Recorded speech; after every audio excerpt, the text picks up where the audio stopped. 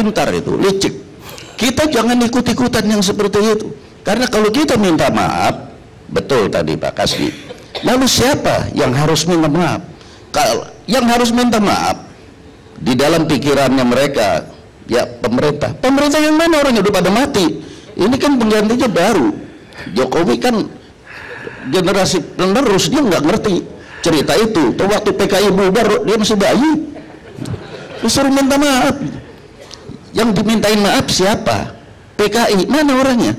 Udah pada mati. Ini karena subjektif pikiran subjektif, ingin seluruh. Ini ada maksud apa di balik ini? Dan saya rasa banyak analisa kita, tapi yang jelas bahwa ada yang main, ada yang memang ngipas-ngipas. Kalau tidak, bangsa kita sebetulnya nggak ada masalah, udah selesai. Nah, karena subjektivitas itu, maka muncullah skenario-skenario yang lucu-lucu gitu. Yang saya sebagai orang tua miris lihatnya. Kok bisa Agus Wijoyo, anak bapaknya, yang bapaknya korban PKI, kok dibilang dia melindungi PKI? Itu kan aneh tapi nyata. Karena ini harus berpikir udah subjektif. Karena memang tidak setuju dengan pikirannya saudara Agus Wijoyo. Kalau tidak setuju dengan jalan pikirannya, sasarannya jalan pikirannya, bukan orangnya dipitnah-pitnah. Tidak setuju dengan pikirannya pemerintah atau siapa pemutus kebijakan, jangan kepada orangnya. Akibatnya presiden yang dipilih sendiri, yang memimpin kita sendiri, dituduh PKI. Dicari-cari, ada foto lah, ini foto, cari-cari. Yang lucu lagi, kebetulan saya senang juga di media sosial dibilang saya menutupi informasi Jokowi PKI. Kesatu, Jokowi bukan PKI. Kedua, saya itu sudah tidak mati saja menghadapi PKI. PKI-nya PKI gaya baru, yang mimpin itu Said Ahmad Sofyan Al-Barakbah.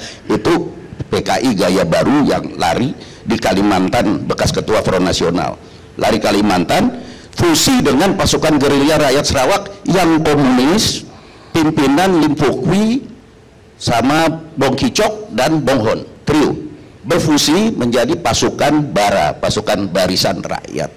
Saya kira TNI yang segenerasi dengan saya dan di atas saya, dan ada beberapa yang di bawah saya juga ikut ke sana dan ikut makan pelurunya mereka, termasuk saya ya, ikut kena luka-luka berat. Kok saya melindungi PKI?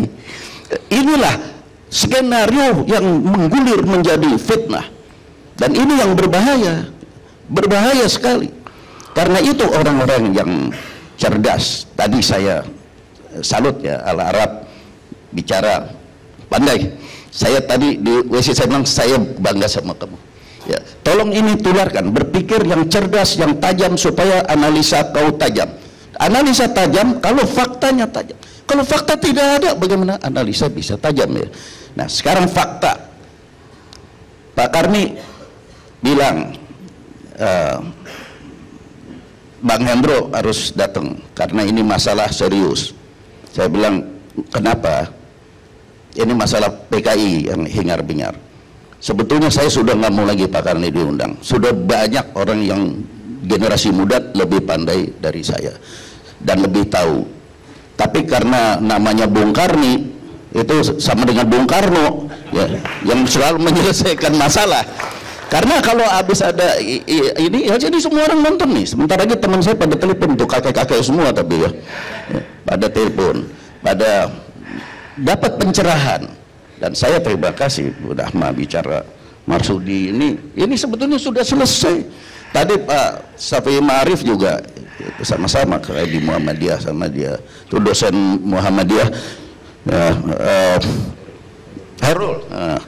Saya terima kasih, cuman ada sedikit Pak Herul, yang sedikit. Hentikan, kata Pak Herul, pendekatan intelijen dalam menyelesaikan masalah ini.